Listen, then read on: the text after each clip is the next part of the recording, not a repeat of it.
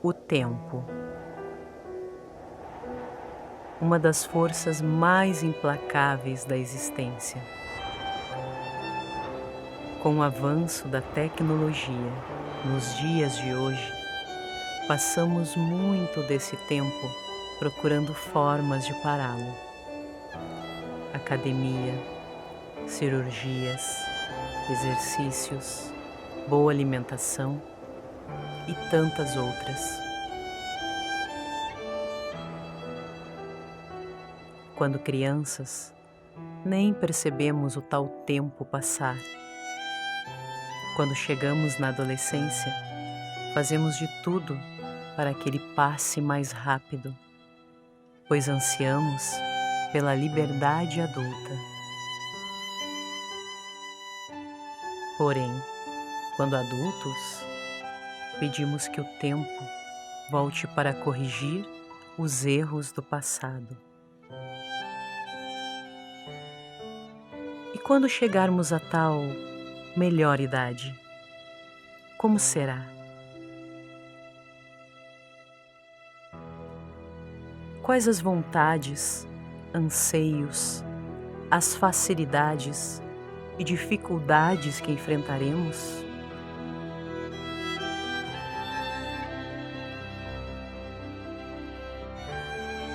Uma coisa é certa: o tempo nunca para. E quando menos se espera, ele se mostra. Seja em nossa pele, em nosso físico ou em nossa mente. Através desse estudo audiovisual, a Companhia Teatral Una traz ao público histórias de vida de pessoas que alcançaram uma idade mais avançada e daqueles que presenciam ou presenciaram o dia a dia deles.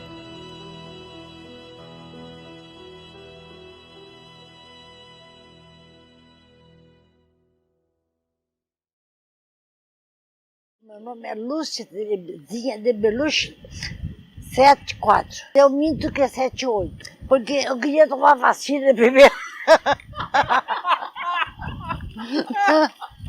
Aí a senhora mentiu ali, Eu disse para a guria, bote aí 78. Não me pergunte números, que datas que eu não gravo, né? Mas eu já estive aqui 4 anos atrás. 5 anos. Eu estive aqui 1 ano e pouco. Por causa do que foi do AVC. Depois melhorei, comecei a caminhar toda torta, fui para casa. Aí, infelizmente, eu caio dentro de uma clínica. O andador, né, eu andava, caí sentada. Quebrei o fêmur, né? Perto do bico de papagaio. Da coluna, né? Então agora eu não vou poder mais caminhar, porque como a queimadura foi perto da bacia ali, e desse tal bico da coluna, eu levanto, me dá tontura e eu caio. Mas eu ainda tenho esperança. Eu tive câncer em 99, retirei a mama, eu tive 3 meses em coma. A minha filha, que mora no exterior, veio 2, 3 vezes e ia embora chorando que os médicos, não sei se amanhece. E tô aqui. Minha filha que diz, mãe, como tu é engraçada. Eu digo, eu procuro ser. Meu nome é Dilma. Tem 76. Eu vai fazer 4 anos. Eu morava sozinha, eu morava com a minha filha. Eu tinha uma filha, né? Tenho uma filha e um neto. O nome dela é Vanessa e o nome dele é Guilherme. Coisa mais querida ele. Eles vêm aqui estacionar? Vem. Ele está caminhando agora, né? Ele tem 1 aninho e 4 meses. Está caminhando toda noite. Eu ligo o telefone da Vanessa e vejo ele. Me acostumei com as cuidadoras, são muito boas, gurias, a gente se dá muito bem, né? Então quer dizer que a gente se dá bem, né? Até acostuma. E com os outros? Me dou bem com todos, a gente é uma irmandade, assim, né? Todo mundo junto. A minha história mais marcante para mim foi a perda da minha mãe de criação, né? Eu fui criada com ela, né? Depois quando ela faleceu eu senti muito.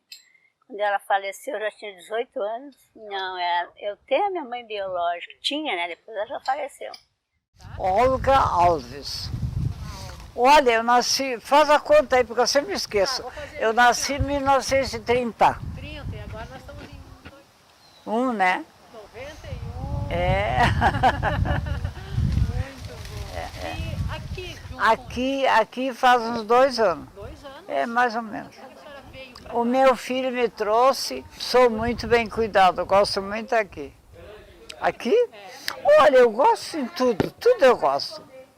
Eu gosto tudo, gosto da companhia, das colegas.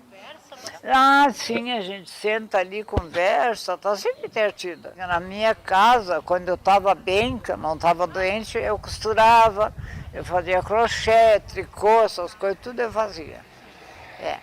Eu cuidava sozinha da minha vida, da minha casa. Tereza, a idade eu não me lembro mais. Por que eu vim para Isso, cá? por que a senhora veio para cá? Porque eles acharam que eu morava sozinha, não é? Não tinha, o marido já tinha falecido, Sim. um filho também tinha falecido, só tinha um filho, mas aquele trabalhava. Aham. Então eu ficava sozinha, ficava de dia e de noite sozinha. Me trouxeram de carro aqui, aí eu fiquei aqui. Eu fiquei. Já faz tempinho que eu estou aqui, mas não me lembro mais. Ana com 2N, fiz ontem 85 anos e gosto daqui. Eles são bons, eu caí, quebrei o fêmur, eu era viúva e não queria ficar sozinha naquela casa grande. É a vida, né? É a vida. Tenho dois filhos, 4 netos, não, 2 netos e 5 bisnetos. Eu até pensei que tu era um bisneto meu, de longe, né? Me lembro. Não me lembro. Fiz confusão. Muitas coisas me marcaram muito, claro, o nascimento das minhas filhas, tenho 2 filhas. Mas antes disso, com 4 aninhos, eu me lembro que o padre veio na escola, eu já ia na escola, Mascarenhas, o nome do padre. Essa menina era para passar a primeira comunhão. A minha mãe ficou enfadada. Aí eu disse, mãe, se eu estou preparada, deixa. Isso aí me marcou muito, né? Muito mesmo. Então, eu tenho muitas coisas marcantes na minha vida. O primeiro emprego, você nem quer saber. Eu quero. É no interior. É no interior do interior. Passo Fundo, onde eu fiz a prova, para ver se eu podia dar aula, com 16 anos. A senhora Fui professora, porque eu dava aula da primeira à 4ª série, tudo junto. Então, tem muitas coisas boas e marcantes. Né? E depois me casei, tive minhas filhas. Né? Quantas filhas a senhora? Eu tenho 2, a Adriana e a Débora. Netos? Netos tenho 6. E bisneto, casal. Que legal. Eu gosto de pintar, minha filha traz aqueles livros para me pintar, minha filha é professora, né? Aí eu pinto. E tem aquela que é a assistência social, aquela da blusa branca. Ela também traz coisas para me pintar. Nós temos educação física, quarta-feira, mas agora ele vai voltar, ele parou um pouco, né? Não podia ter aglomeração de gente, ele passou um pouco, agora ele vai voltar. Ah, eu gostava. É só com música, né? Aquelas músicas boas. Música? Eu gosto. Que tipo de música a senhora gosta? Ah, eu gosto de música sertaneja, música gaúcha. Ah, nós bailemos. Até o professor dança, tudo dança. Dança aí contigo, com Dança, o vocês. professor bota a música dele bem alegre, todo mundo dança. E aqui tem um espaço bom pra isso, né? Ali Dá pra nós fizemos arrastar o ali pé. naquele lado ali. Ali tá bem, é bem grande. É bem grande, né? É. Até sorriu, ó. Essa é uma outra lembrança da senhora. A senhora É. gosta dos bailão, ó. Ah, eu fui muito a baile quando eu era solteira. Quando eu era mais nova, né? Quantos filhos a senhora Eu tem? tenho uma filha, mulher, e 2 filhos homens. Tudo longe. A filha é em Santa Catarina, um filho em São Paulo, o outro está por aí, mora por aqui, vem, de vez em quando ele vem aqui. Olha, minha vida era muito boa. Sempre foi muito boa. Com os filhos, né? Sempre com a minha mãe. Quando eu tinha minha mãe, era eu e minha mãe, né? A minha mãe faleceu, bem velhinha ela. O meu filho acha que aqui eu tenho mais cuidado, mais atenção, né? Eu trabalhei também em bar também, de cozinheira também, eu trabalhei antes de vir para cá. Depois parei mesmo quando eu comecei a ficar doente, e aí eu fiquei em casa, aí nem de dia nem de noite eu fiquei sozinha, não é? Aí que eu parei de trabalhar, mas eu trabalhei sempre.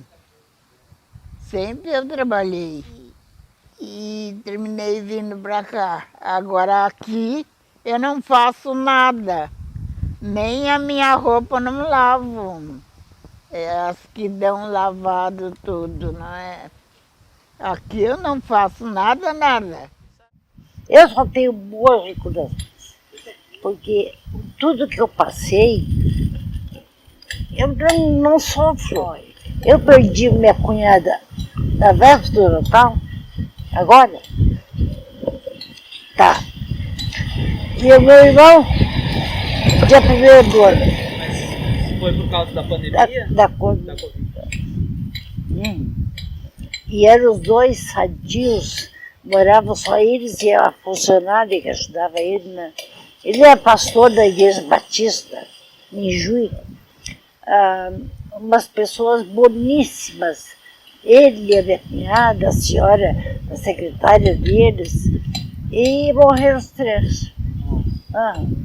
Eu ando muito angustiada, né? Mas isso vai passar. Nesse momento eu queria ir lá na casa da minha filha. Faz muito tempo que eu não ia, não vou. Desde março que nós ficamos presos aqui, nunca mais saí. Eu todos os dias ia para casa das minhas irmãs, para casa das minhas filhas, almoçar. E aí agora não dá, né? Levaria a Iracema, minha amiga daqui, que a gente está sempre junto. Onde uma tá, outra tá. É amizade mesmo, né? Ela tá aqui, eu também tô, a gente tem que fazer amizade, né? Melhor amizade do que nada, né? Foi bem difícil pra senhora 2020 não poder ver as pessoas. É verdade. Tá? Principalmente a sua filha e seu neto. A gente sempre, todos os fins de semana a gente ia pra lá, né? Não deu mais. Tomara que termine esse negócio. O meu futuro, eu só espero que o meu neto cresça, né? Para me acompanhar ele. Esse é o meu futuro que eu penso. Aqui o nosso dia a dia é bem bom. A gente acorda, toma café, vem, senta bem para ali, conversa, fica ali até meio-dia, a gente fica, né? Aí meio-dia a gente almoça. Eu cestei. Todos os dias eu vou cestear. A gente vai cestear, depois levanta, vem para ali outra vez até anoitecer, né? Tomo café, tudo. Eu mesmo me cuido. Eu mesmo sou o meu banho, faço as minhas higienes, tudo sou eu. Eu sozinha. Gostava muito de ler, mas eu tive problema nas vistas em pequena. Né? Então eu tenho que cuidar um pouco das minhas vistas, eu tenho que cuidar das minhas vistas. Graças a Deus, quero enxergar até a hora de eu ir, né? Pelo amor de Deus, menos isso. Não me tirem tudo, menos isso. Eu digo, Deus, me tira tudo, menos a minha visão, pelo amor de Deus. Tá? Me leva assim inteirinha.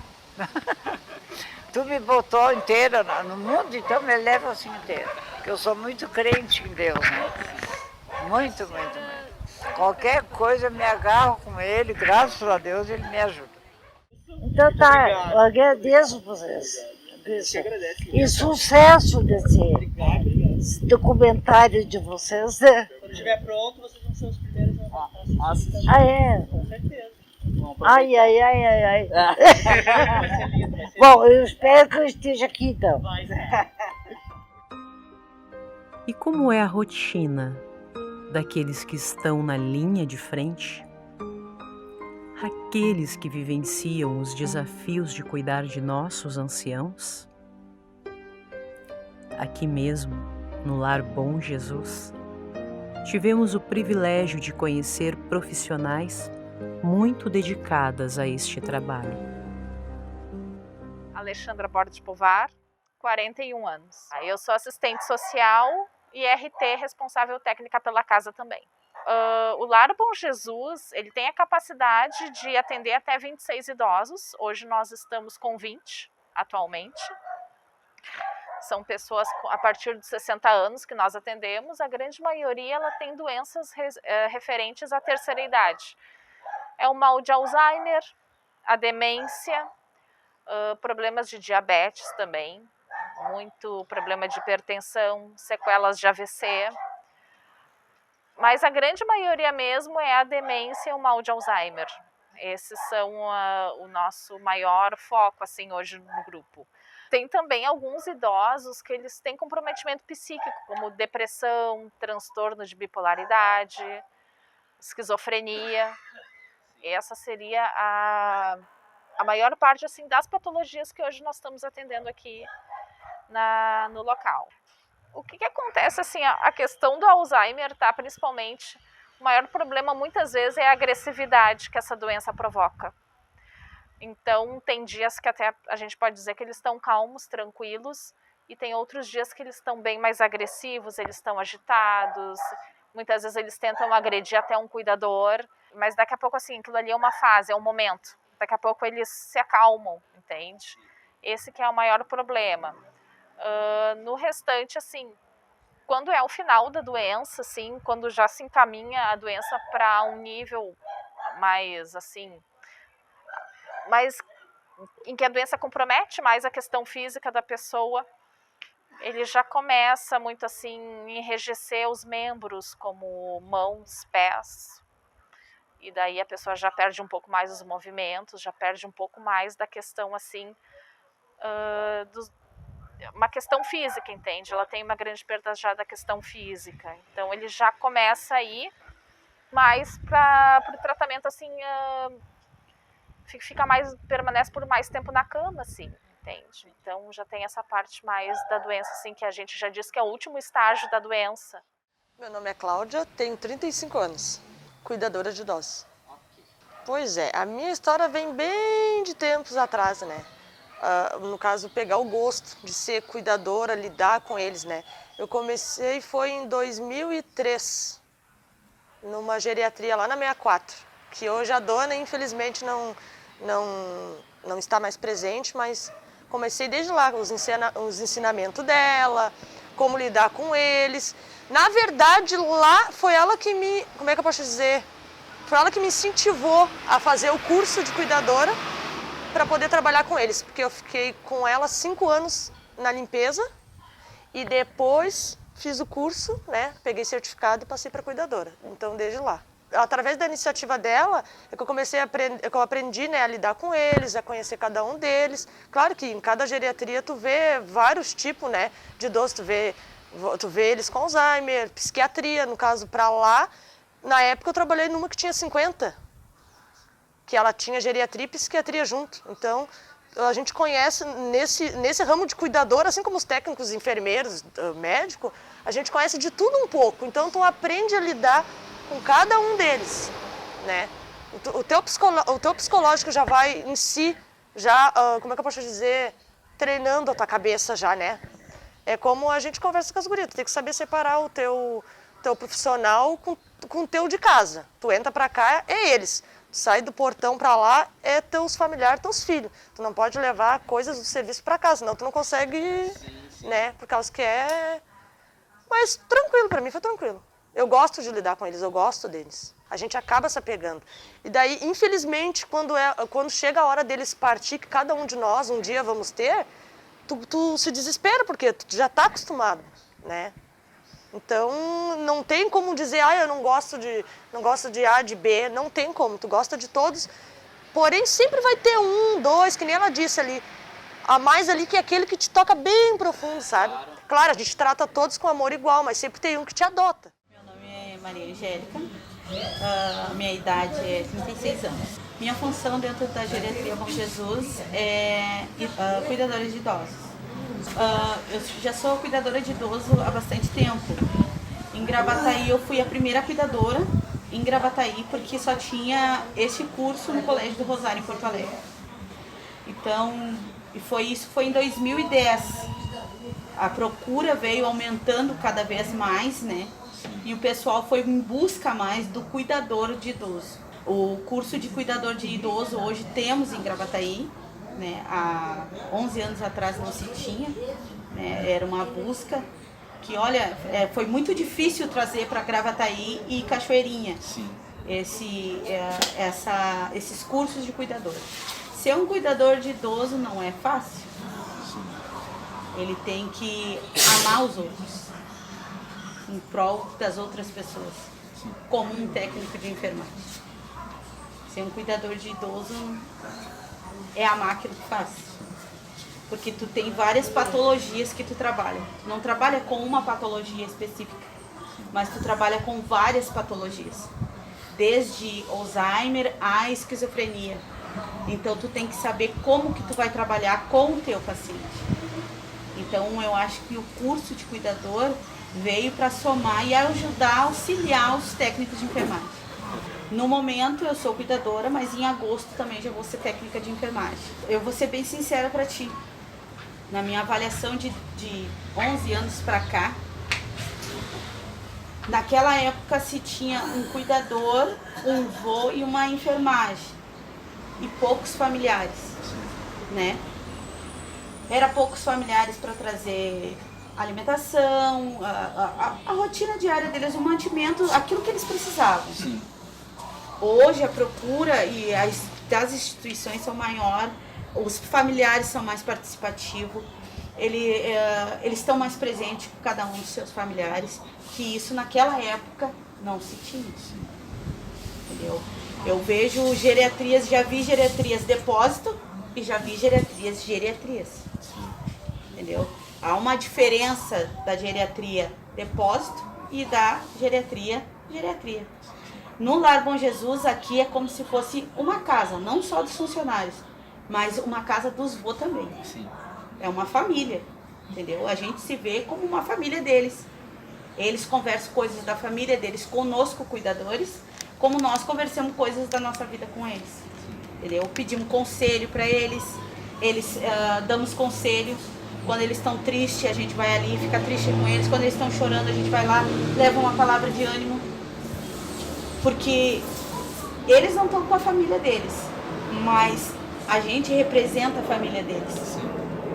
Então, quando a família está no local de trabalho e eles estão tristes, nós estamos ali para segurar na mão, para dar uma palavra de conforto, dar uma palavra de ânimo. E isso é muito importante e é muito gratificante para nós. Muito. A gente se sente muito gratificado. Dado momento da doença que eles não conseguem mais controlar os esfíncteres. Então eles já iniciam o uso de fralda. E então daí eles já não fazem mais o uso do banheiro. Até o início, assim, muitas vezes quando eles entram, eles nem todos fazem uso da fralda. Mas com o tempo, assim, a gente começa a perceber que a necessidade, de repente, vamos começar a usar fralda na parte da noite. De noite ele vai começar a usar fralda e daqui a pouco quando tu vê o paciente já está começando a usar fralda de dia também. Daí a fralda já é um permanente na rotina desse idoso. Tem essa fase em que ele não se reconhece nem como uma pessoa idosa. Sim. Ele se reconhece como uma pessoa mais jovem, de 40 anos, daqui a pouco de 30 anos, daqui a pouco de 20 anos. E a gente nota que eles justamente estão vivendo essa fase da vida deles. Eles estão vivendo essa fase jovem da vida. Tanto é que muitas vezes vêm os filhos e vêm os netos, eles não reconhecem. Porque eles não viveram aquilo, eles não estão com aquilo na mente, entende? De ter filhos grandes, adultos, muitas vezes filhos que já são até inclusive avós, e eles não têm mais isso, entende? Então a gente percebe sim essa questão, esse regresso que eles têm na vida deles, sim. Isso aí é uma coisa muito permanente na questão do Alzheimer e a gente percebe. E a gente tem que ter uma habilidade muito grande para lidar com isso. O Alzheimer, ele é uma doença degenerativa. Então, assim, tem a medicação que ela auxilia para não ser uma doença tão célere assim, entende? A medicação, ela ajuda muito. Mas a cura para Alzheimer não existe, entende? Então, ela se dá no processo de cada um. Tem um momento, sim, que ele regride, né? É uma regressão que, na verdade, ele está fazendo, esse idoso. E, justamente, tu tem que falar a língua dele.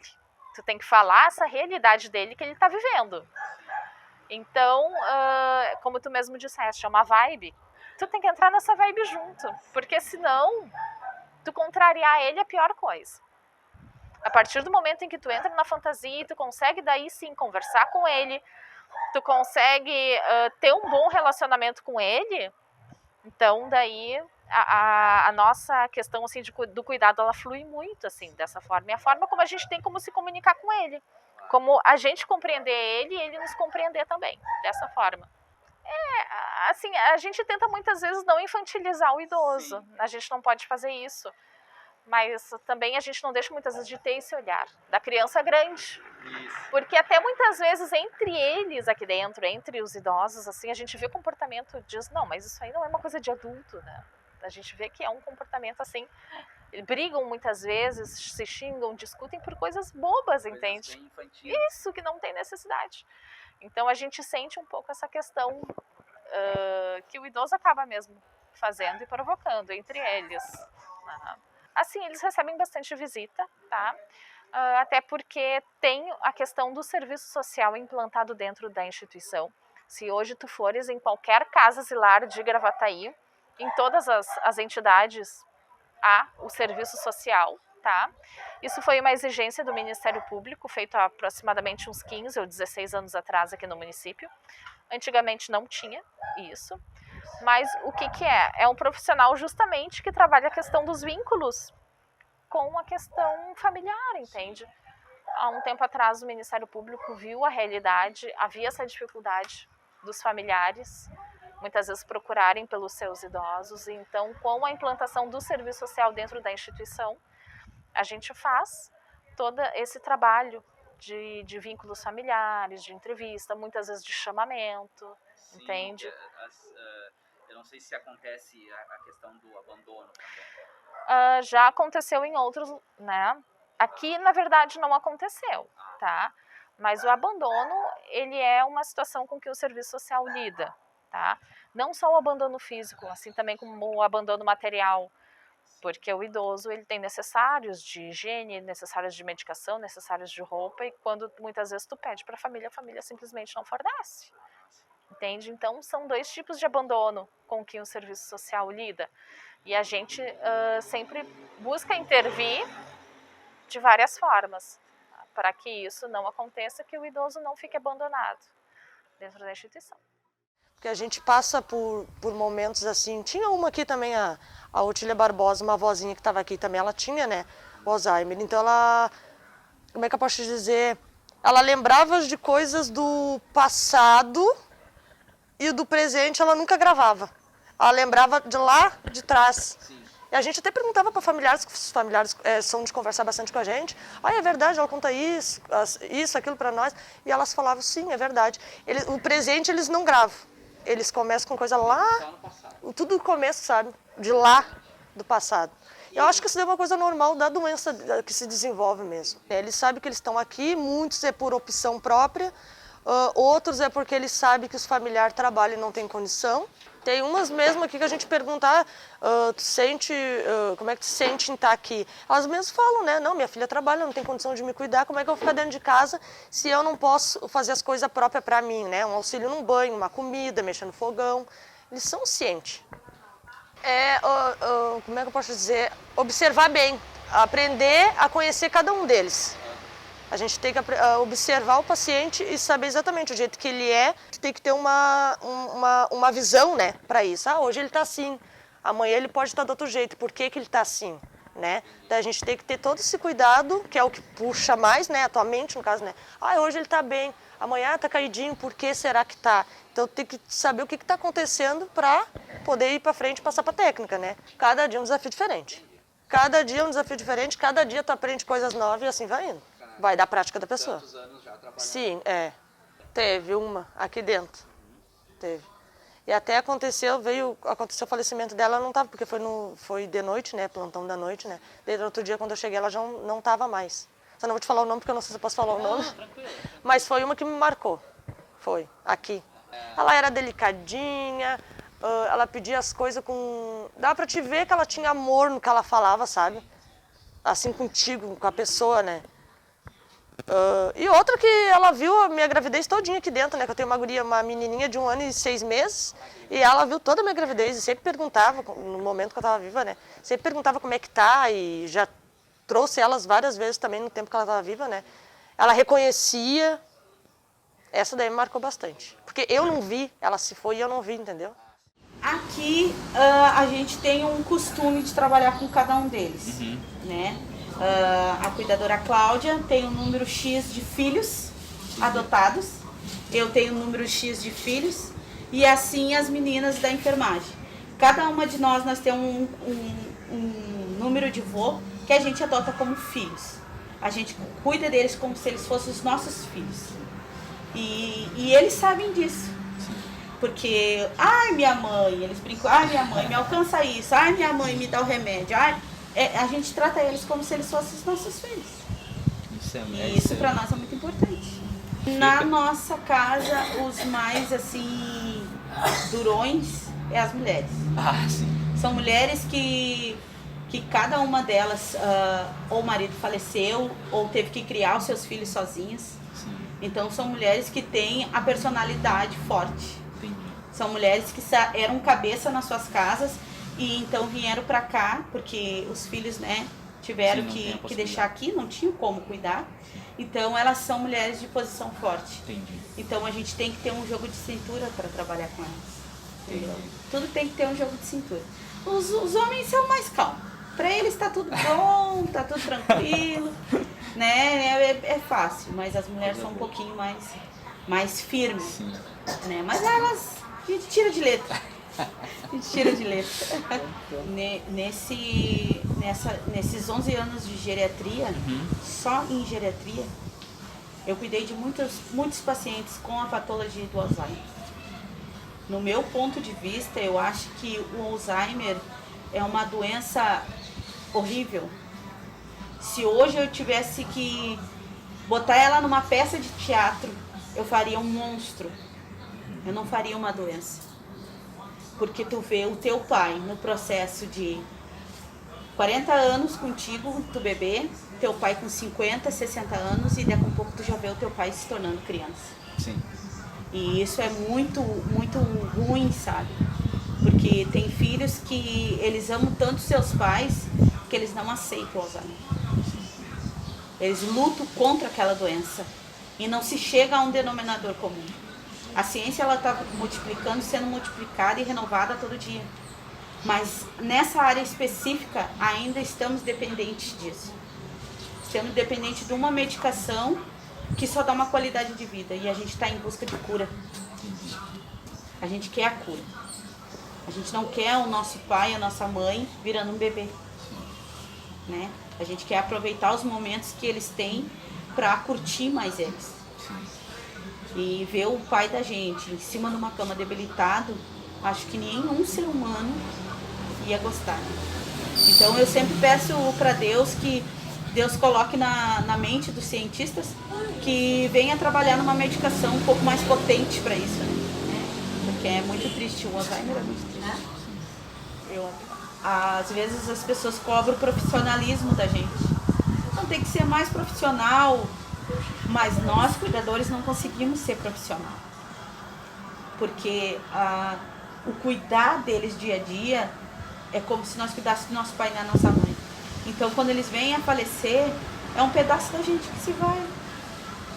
É um pedacinho da gente que se vai. Como teve vários voos aqui dentro que vieram falecer pela patologia deles, que eu comecei a chorar mais do que os familiares, porque eu sentia o tempo todo, porque aquela pessoa estava comigo todos os dias. Aí tu olha para aquela poltrona, não está mais ali.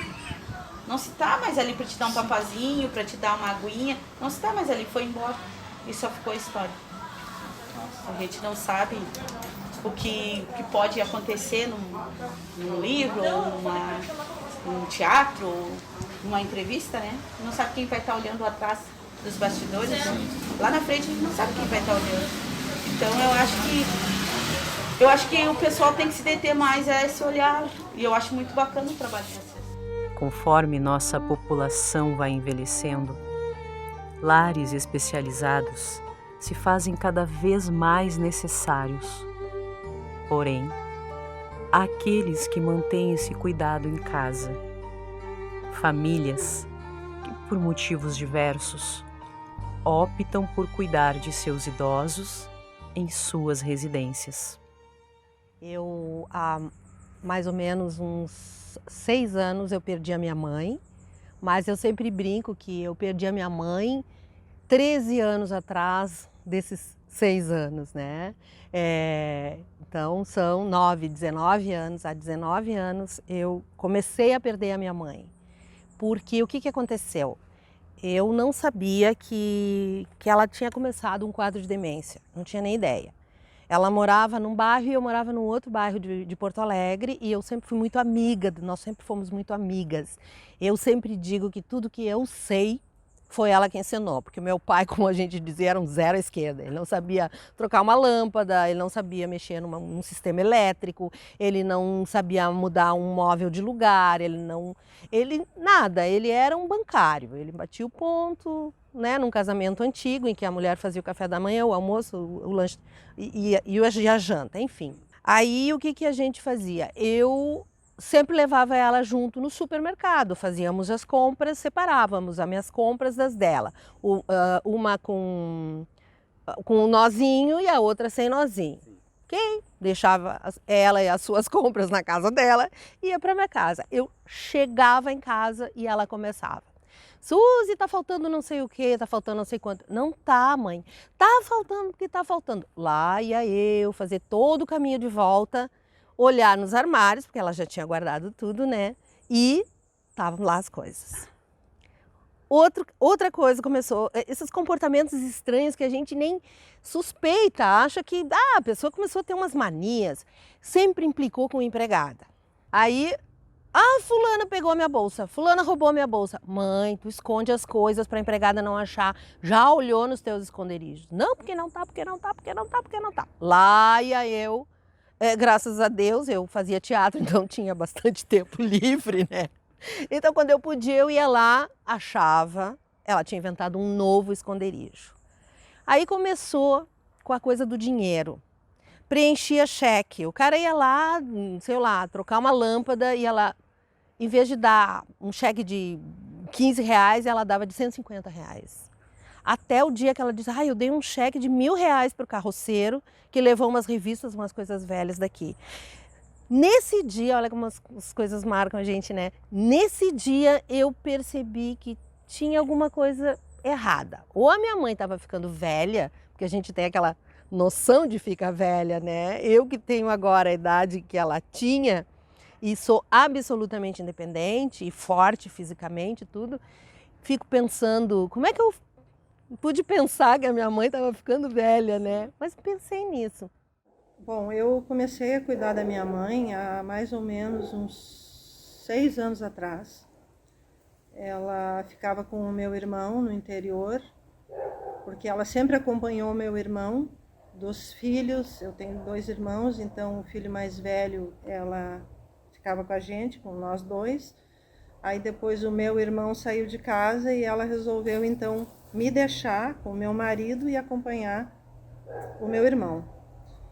Como o meu irmão, depois de alguns anos, casou, tinha filhinhos pequenos, viajava muito a serviço e tal, meu irmão disse, Mana, estou com dificuldade de cuidar da mãe, não quer ficar com ela um tempo aí? e ela tinha quebrado o fêmur. O médico dizia que ela não ia mais poder caminhar, nem com andador. Mas a minha mãe levantou e começou a caminhar de andador, e os 90 anos da minha mãe foi lá no interior, ainda na casa do meu irmão. Ela quebrou o fêmur e o médico disse que ela não quebrou o fêmur batendo no chão. Porque o fêmur em idosos, ele pode quebrar do simples movimento, antes de cair no chão já quebra o fêmur. Aí ela botou uma prótese, continuou andando de andador. E aí o meu irmão veio então e disse: Joana, quem sabe tu leva a mãe para lá, que tu tem mais tempo, enfim, tu pode te dedicar mais a ela. E assim que a minha mãe veio. Já nos 93, acho que 93 foi o primeiro aniversário da minha mãe aqui, em casa. E a gente procurando, assim, meus irmãos, principalmente o mais novo, esse que é o que ficou com a minha mãe mais tempo. A gente procura sempre fazer aquela visitação, no mínimo 3 vezes por ano, nas festas, se encontrar. Que a gente acha muito importante essa coisa da presença da família na presença do mais velho, né? Nós começamos a ver uns apartamentos e nesse processo eu estava muito junto com ela. E aí eu comecei a me dar conta de umas coisas que ela dizia, um pouco ilógicas para o corretor, sabe, umas fantasias, tipo o preço do apartamento, em vez de, sei lá, 50 mil, ela disse, não pode, isso aqui não custa mais de 10 mil.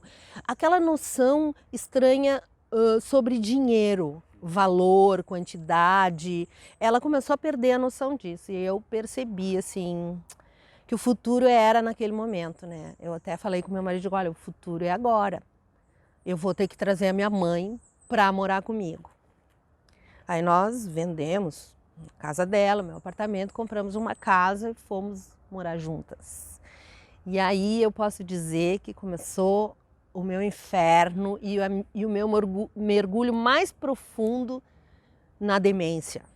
Aí começou, escondia a chave da casa,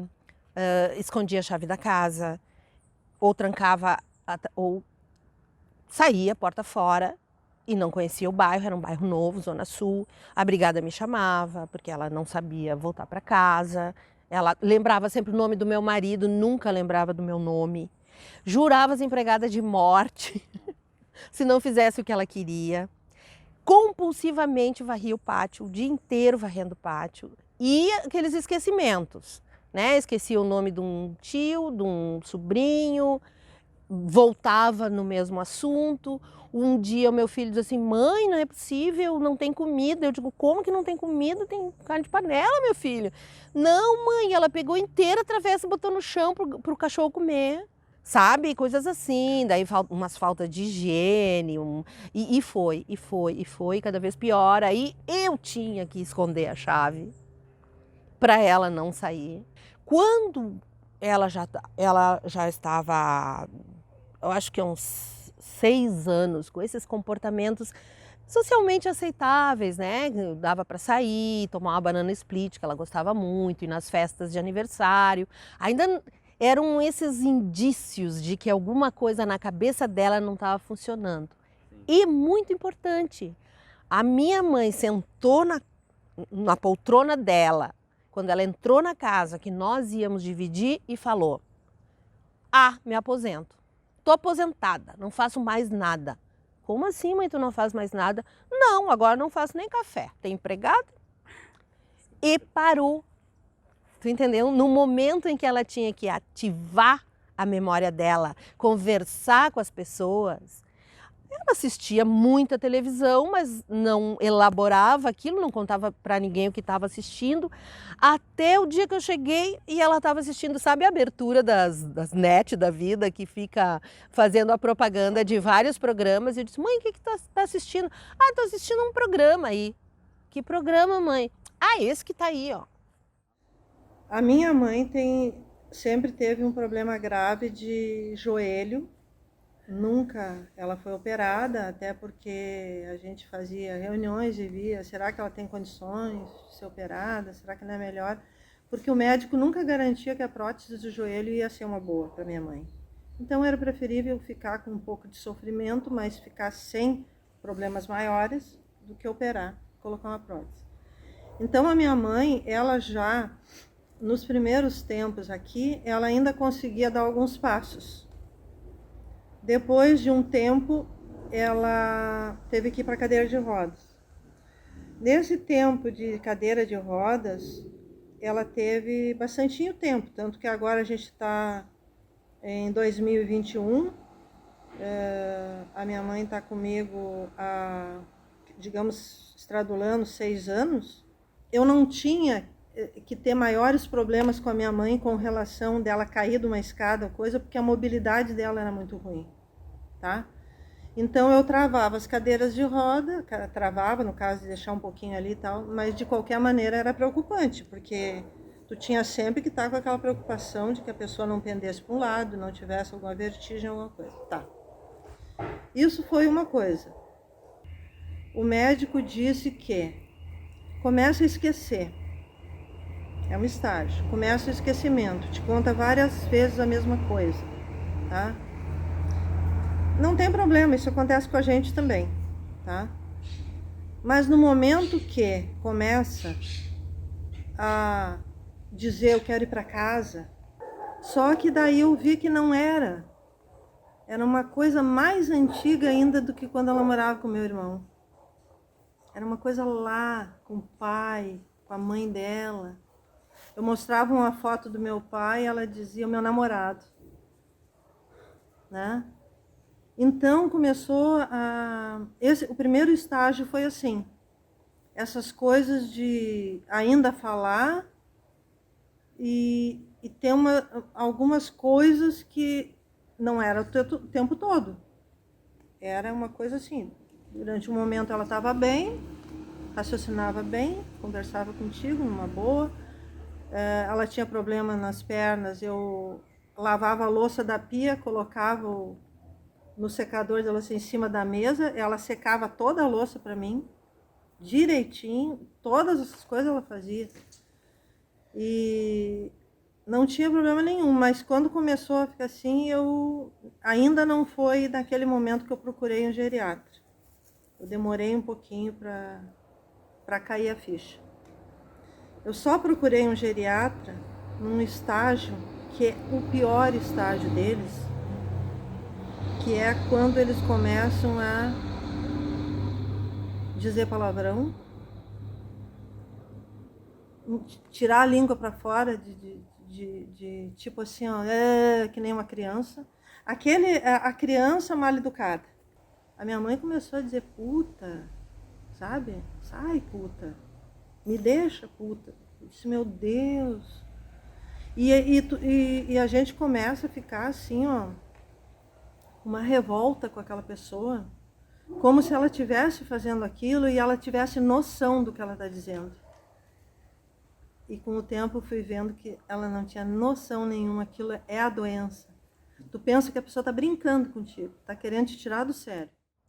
E foi assim, aí entrou na fralda, né? No começo não queria, não dava tempo de esperar para ir ao banheiro, ela começou a se fazer na roupa. E uma coisa que começou, que eu fiquei muito assustada, que foi quando eu me dei conta de que eu não ia segurar, Ela começou... Você não estava preparada para isso? Claro que não! A gente acha que a gente porque a minha mãe era a minha fortaleza, ela era o homem, a mulher e o homem da casa. Eu me vejo muito na minha mãe, sabe? Era assim, a minha mãe, vamos até Ipanema caminhando, pum, vamos, a gente morava na Tristeza. A minha mãe não tinha preguiça, era exploradora, não tinha não para ela, por isso que eu digo, acho que o meu futuro vai ser esse. Eu vou pelo mesmo caminho. Mas enfim, né, brincadeiras à parte, ela começou a ficar paranoica. Todos os aparelhos de split eram um sistema de vigilância. Quando ela saía comigo, primeiro lugar, ela tinha um pânico que eu abandonasse, que eu levasse ela para um asilo. E o olho dela ficava assim, tu tá me levando para um asilo? Tu tá me levando para um asilo? E ela olhava para trás porque já tinham detectado nós as duas no carro pelo sistema de vigilância, então a polícia estava atrás dela. Tipo, mãe, mas tu deve alguma coisa para a polícia? Não, mas então por que tu tá com medo? Tô alucinados, assim, ela... Que legal, é interessante, né? É muito... Não que seja bom, mas é que é interessante porque a avó da Mari tinha isso. A avó da Mari achava que tinha um laser que passava pela parede e que vigiava ela. Exato. Essa coisa da vigilância, sabe? É muito louco. Só que isso chega num ponto em que a pessoa começa a perder o controle das coisas. Sabe? De sair porta fora, de esconder remédio, porque o remédio é um chip que estão dando para ela. Bom, o nosso cachorro quase morreu, né? Porque ela tomava anticonvulsivo e não tomava e jogava embaixo da cama. E um dia eu pego o cachorro parecia um trapo. Eu puxava o cachorro... E eu, na hora, eu saquei, né? Porque tu fica com as antenas super ligadas. Aí eu vi que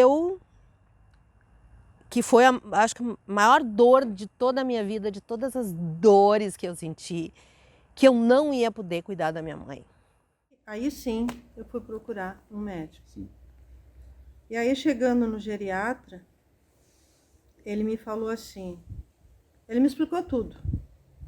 O principal que eu precisava saber, a questão dessa questão de eles te dizer palavrão, tem uns que tiram a roupa e ficam nu, tem uns que ficam com a libido lá em cima e parecem jovens, sim, adolescentes. Ele me disse tudo isso.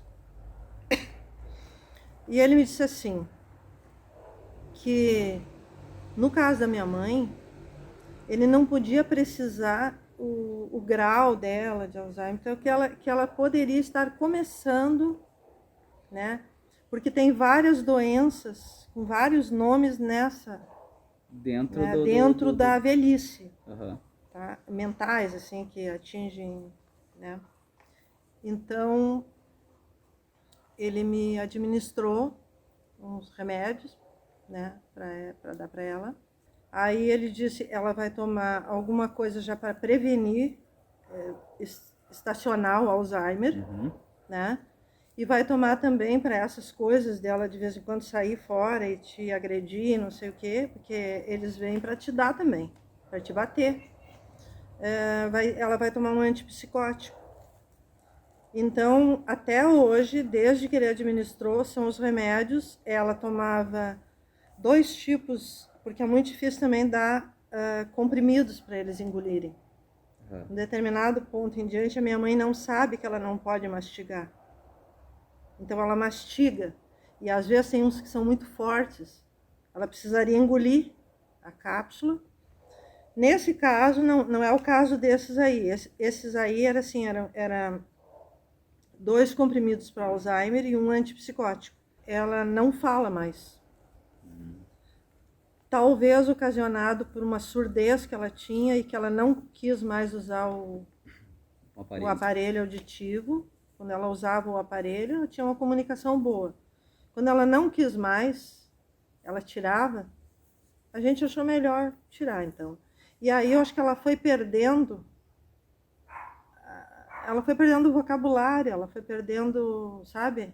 Mas a mãe tem assim, ó, pelo olhar dela, pelos beijos que ela dá na gente, se a comida tá boa ou sim, muito sim.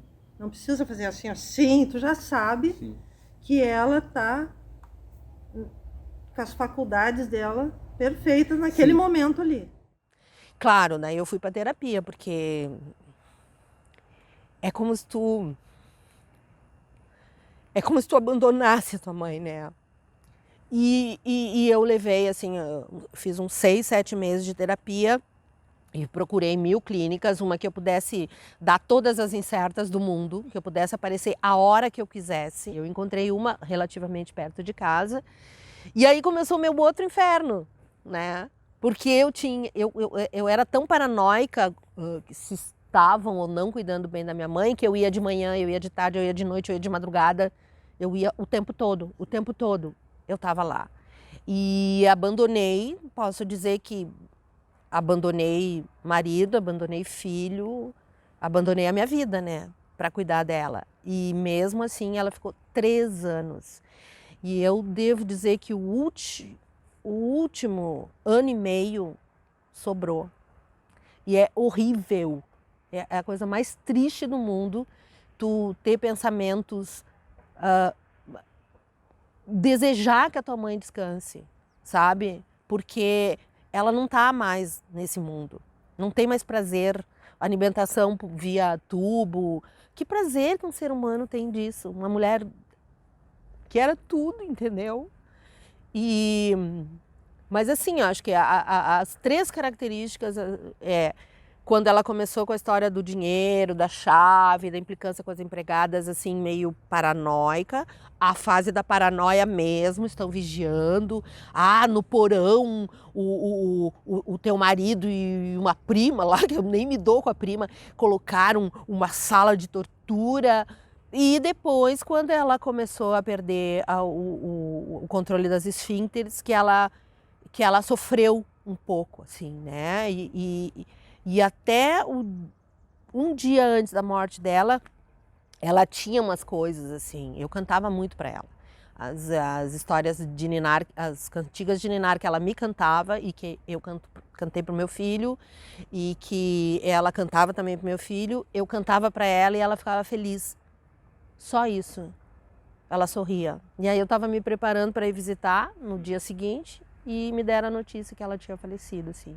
Mas entrar e sair de hospital o tempo todo, porque, claro, o teu corpo já não funciona, né? Então, mas é isso. E já se passou um tempão e a minha memória ainda é dela doente. Que eu acho que é a coisa mais triste, né? Eu falo nela como ela era antes, mas eu falo. A memória que eu tenho é dela doente ainda. Tu tem que estar sempre observando um idoso. Esses tempos atrás, eu dei um bife para ela chupar, porque ela não queria engolir carne. E depois, tarde da noite, eu fui e vi que tinha uma coisinha aqui. Aí eu comecei a fazer assim, eu vi que era o bife que estava ali. O pedaço de bife, no caso.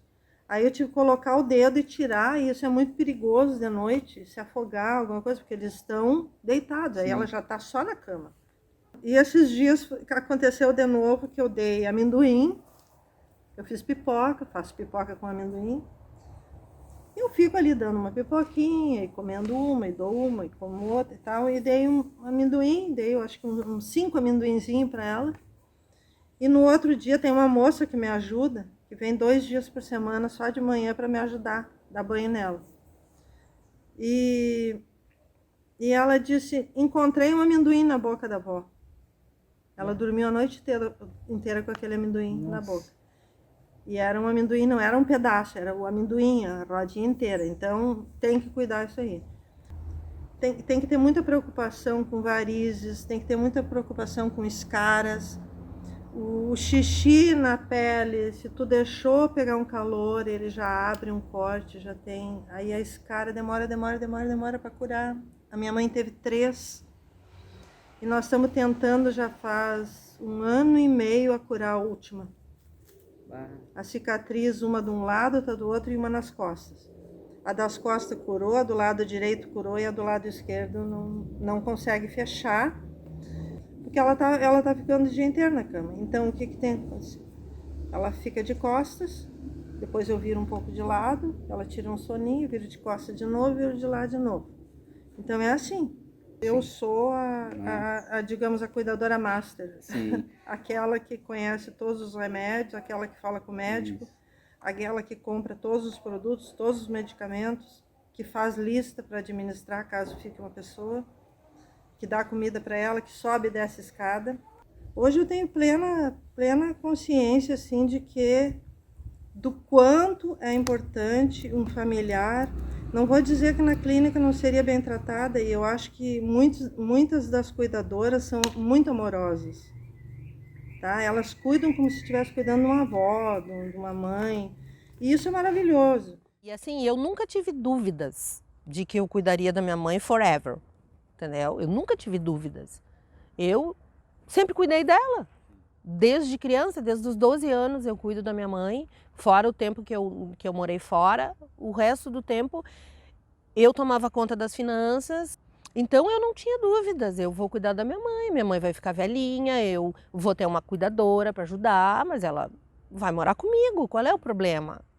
Né? Ela amava meu filho, o único neto dela por 14 anos, mesmo quando veio a outra, mora longe, mora lá nos Estados Unidos, meu filho era o neto dela. E eu queria dar isso para ela, mas uma pessoa que tem demência, ela não recebe mais. Ela perde a personalidade e tu começa a conviver com um ser que não te reconhece e que tu não reconhece mais. Então, é bem difícil, assim, né? Mas a gente... carrega a cruz que nos toca. Sim, né? Me tocou isso, né? E eu não me arrependo em momento algum. Eu viveria 100 anos, faria toda a mesma coisa pela minha mãe. Eu jamais permitiria, e eu tenho uma amiga minha que tem clínica, e eu digo isso para ela, eu não colocaria a minha mãe se eu tivesse condições de cuidar. E ela disse, que bom que tu pensa assim, porque eu acho que tu tá certo. A gente cuida bem, eu cuido bem lá na minha clínica, mas nunca é como os familiares. E a minha mãe, ela tem, eu acho a tranquilidade que ela tem de comer, dormir e coisa, pelo carinho que ela tem, que isso é o principal. É o principal. Uma pessoa que tá assim, tu pode ter certeza que eles sabem exatamente o que significa uma técnica e o que significa alguém que é mais que isso. Que não deixa de reconhecer que ela precisa de cuidados, a troca de fralda, os banhos, né, tudo isso, mas que também ela precisa do conversar, mesmo que ela não responda, mesmo que ela esteja com os olhos fechados, ela está entendendo tudo, tudo. Eles ficam muito tranquilos quando eles têm isso. O corpo humano é uma máquina perfeita.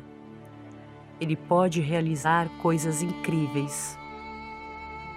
Mas como qualquer máquina, ele precisa de cuidado e manutenção. Pois apesar dos avanços da medicina, muitos aspectos continuam sendo um desafio para aqueles que estudam sobre.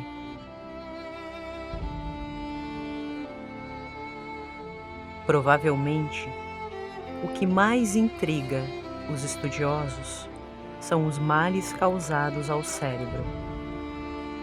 Males que muitas vezes não se sabe a causa. E talvez o maior deles seja o mal de Alzheimer e suas complicações.